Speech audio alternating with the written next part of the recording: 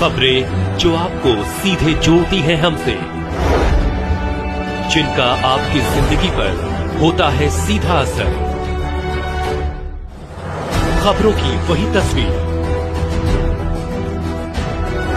बिना बदले बिना डरे, जज्बा सच का लिए, सच दिखाते हैं।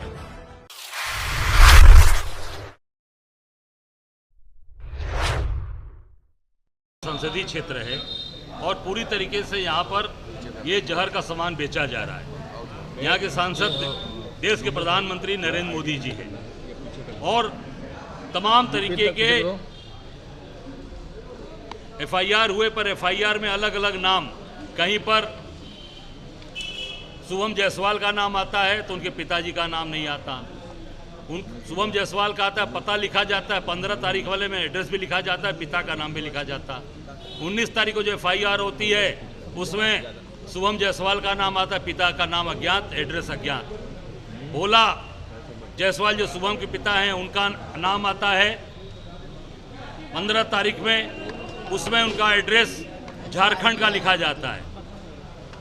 19 तारीख को उनके ऊपर एफआईआर होती है मुगल सराय दीनदयाल नगर में, उसमें उनके एड्रेस को चंदौली दर्शाया जाता है। तो ये पूरी तरीके से मैं समझता हूं कि सरकार के द्वारा पूरी कूट रचित किया जा रहा है, लोगों को बचाया जा रहा है।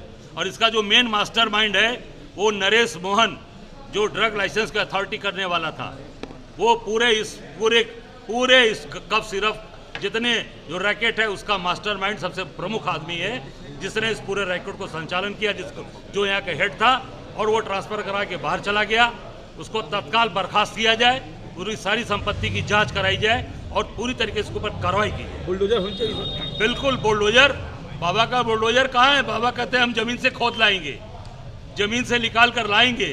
कहाँ गए सारे ये जितने सिरप वाले हैं, कब सिरप जहरीली वाले, कहाँ हैं? सब गायब हो गए। जमीन खोदने वाली मशीन कहाँ गई बाबा की? बनारस की जनता खोज रही है नरेंद्र मोदी के संसदीय क्षेत्र की, ये कहाँ गायब हो गए? मगर दाल मंडी दिख रहे हैं। अब वही तो कहा कि इसको डाइवर्ट किया जा रहा है। दाल मंडी के लोगों के साथ हम लोग खड़े हैं, पूरी कांग्रेस पार्टी। क्यों? वहाँ अत्याचार केवल हिंदू मुसलमान नहीं, वहाँ बहुत बड़ी संख्या हिंदुओं की है, बहुत बड़ी संख्या मुसलमानों की है। अत्याचार ये सरकार कर रही है। आज ये ड्रग्स के पूरे कारोबारियों को बचाने के लिए, पूरे इन सब चीज़ों को ढकने के लिए प्रशासन केवल दाल मंडी को टारगेट कर रहा है। पूरी तरीके से ये शुभम जायसवाल को बचाना, इसके पूरे रैकेट को, नरेश मोहन जो मेन आदमी है पूरे ये ड्रग्स का, कफ सिरप का, इसको बचाने के लिए ये पूरी पुलिस और पूरी सरकार केवल दाल मंडी की तरफ टारगेट कर रही है, ताकि ये मैसेज आम जनता में हिंदू और मुसलमान का जाए और ड्रग माफियाओं को और कफ सिरप वालों को बचाया जाए। ये सरकार काम कर रही है। क्या लग रहा है आपदा में ये लोग? ये भी आपदा है, ये आपदा लाई है। ये कोई आपदा प्राकृतिक आपदा थोड़ी है कोरोना की तरह, ये तो लाई भी आपदा है। सरकारी तंत्र के द्वारा बैठे मशीनरी के द्वारा ये लाई भी आपदा है, जिसका निश्चित तौर से हम सब विरोध करते हैं और एक के खिलाफ ये सरकार कार्रवाई करे। योगी जी जमीन से खोद कर निकालें, उनकी मशीन कहाँ है? मशीन रख दी गई।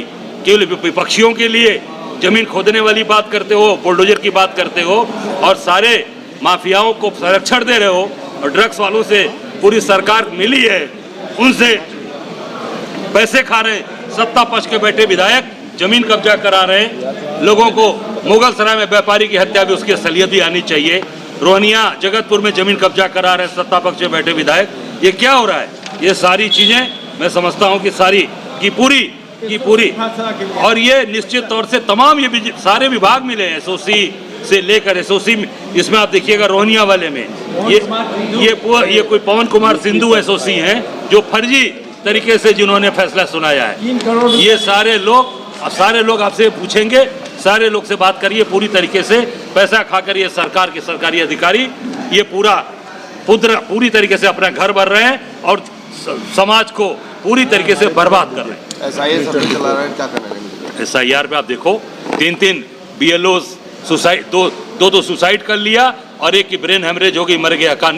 लखनऊ वाला। अभी मैं जौनपुर से होके आया, अभी कल हम फतेहपुर जा रहे हैं। ये लोग कोई फांसी लगा लिया, कोई जहर खा लिया। पूरी तरीके से ये केवल विपक्षियों को कमजोर करने के लिए, भाजपा को फायदा पहुंचाने के लिए चुनाव आयोग ये काम